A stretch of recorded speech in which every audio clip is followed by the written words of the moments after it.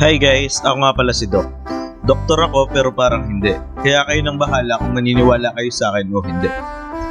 For today's video, ang gagawin natin is blood collection for health monitoring ng mga manok natin. Tara!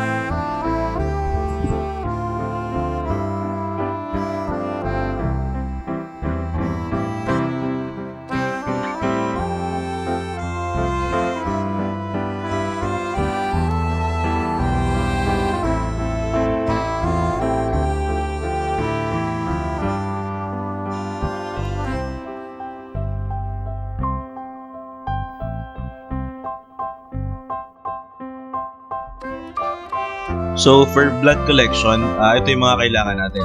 3 ml syringe and Eppendorf tubes. Ito, nandito na tayo sa labas ng building and pasok na tayo. Quick tour lang and makikita natin daming itlog na na-collect ngayong araw. Huwag din natin kakalimutan na dapat palaging may foot bath tayo.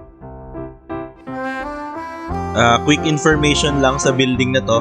Ang building na to ay nagkakalaman ng almost 52,000 chickens and around 90 to 95% na yung production niya. So talagang maraming egg na nakakollect per day.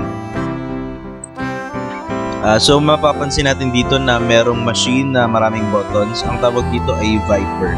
Ito yung parang magiging main control natin sa lahat ng nangyayari sa loob ng building. Dito naman makikita natin yung mga laying chickens natin. Ayan, 5 level siya and per cage meron niyang 9 heads.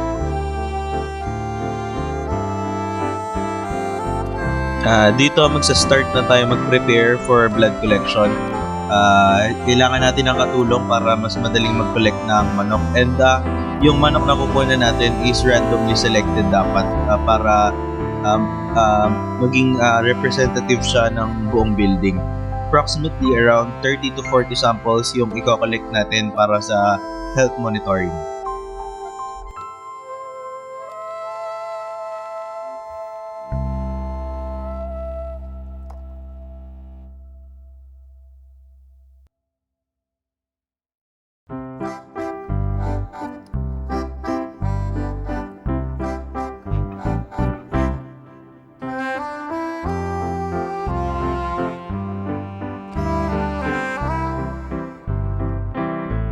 Baka maraming nako-curious bakit nga ba kailangan mag-blood collection sa mga manok natin.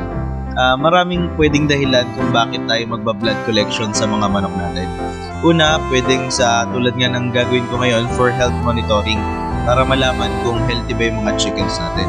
Isa pa, nagba-blood collection din para i-check kung effective ba yung vaccines na binigay natin. And panghuli, kailangan din to para mag-request ng permit. For example, magbebenta ka ng itlog o kaya magbebenta ka ng mga manok or RTL, kailangan natin yung Certificate of Free Status for Avian Influenza. Kailangan mag-negative yung blood na kinolect natin para bigyan tayo ng permit.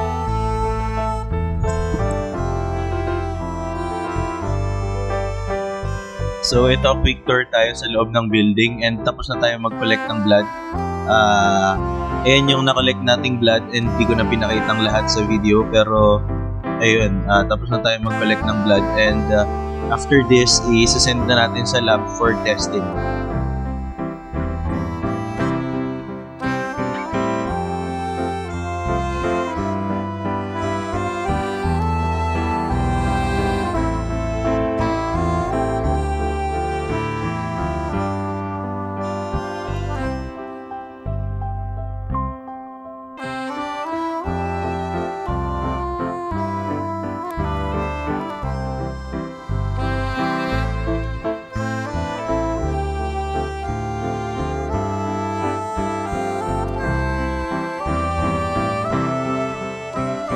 So ayun guys, hanggang dito na lang muna and thank you for watching. Please like, comment, and subscribe and ako nga pala si Doc Manok and bye!